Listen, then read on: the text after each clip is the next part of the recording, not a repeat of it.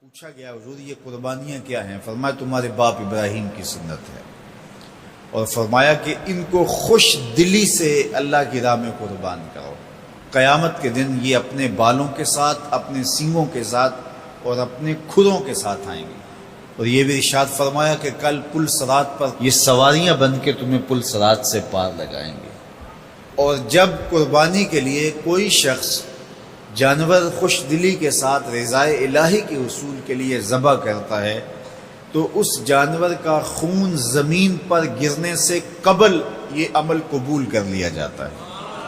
اور یہ بات بھی ذہن میں رکھیے گا کہ ایام نہر یہ 3 دن جو خون بہانے کے ہیں، 10، 11 اور 12 تاریخ، ان ایام میں آپ جو بھی عمل کریں، نماز پڑھیں اور دیگر صالح اعمال کریں، بہت قابل قبول ہیں اور اللہ ان کو قدر کی نگاہ سے دیکھتا ہے۔ لیکن ان ایام میں جو سب سے زیادہ اللہ کو محبوب عمل ہے وہ راہ خدا میں خون بہانا ہے، قربانی پیش کرنا ہے۔ تو قربانی کا کوئی اور متبادل نہیں ہو سکتا۔ کچھ لوگ یہ فلسفہ ان دنوں کے اندر بیان کرتے ہیں کہ 20-50 ہزار کی قربانی کرنے کی بجائے اتنے اگر کسی غریب کو دے دیے جائیں تو اس کے 2-3 مہینے خیریت سے گزر جاتے ہیں اور وہ گھر کے اندر جو ہے وہ ضرورت کی چیزیں ڈال لیں، تو گوشت تو 2-4 دن کے اندر کھایا پیا جاتا ہے، ختم ہو جاتا ہے۔ لیکن اگر اتنے پیسے کسی غریب کے گھر دے دیے جائے تو یہ اچھی بات ہے۔ تو اسلام کب اس عمل سے روکتا ہے؟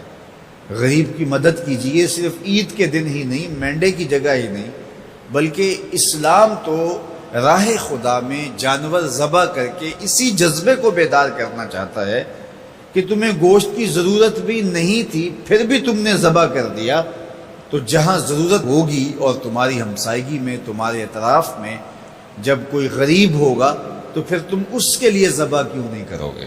اس کے لیے تم قربانی کیوں نہیں کرو گے؟ اِثار کیوں نہیں کرو گے؟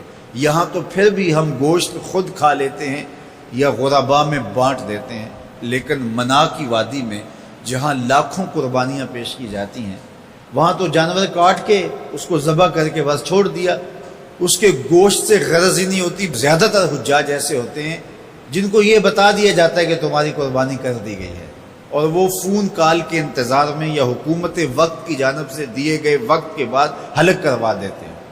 تو انہوں نے نہ اپنا جانور دیکھا ہوتا ہے، نہ اس کو ذبح ہوتے دیکھتے ہیں، تو صرف انہیں ٹائم بتلا دیا جاتا ہے یا ان کو کال کر دی جاتی ہے تو یہ ان کے لیے کافی ہوتا ہے۔ تو وہاں تو گوشت کھانا بھی مقصود نہیں، تو صرف اللہ کی رضا کے لیے جانور ذبح کرنا۔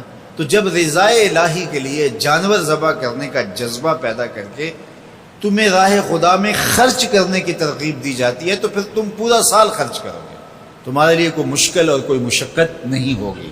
لیکن اگر تم جو ہے وہ اس جذبہ خیر سے نور حاصل نہیں کرو گے تو پھر تمہیں یہ دولت نصیب نہیں ہوگی۔ تو سب سے افضل عمل ان 3 ایام کے اندر جو بتایا گیا وہ یہی ہے کہ راہ خدا کے اندر خون بہانا ہے۔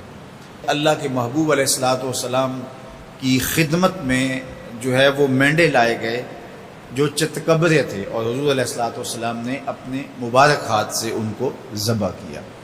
تو عید قرباں یہ ایثار کی عید ہے، یہ قربانی کی عید ہے، اور اسلام ہمیں قربانی سکھاتا ہے۔ اسلام لمحہ لمحہ قربانی ہے، ایک ایک ساعت اسلام قربانی کا نام ہے، اور ہمیں درس زندگی یہی دیا جاتا ہے کہ ہم قربانی سے اپنی زندگی کو عبادت کریں۔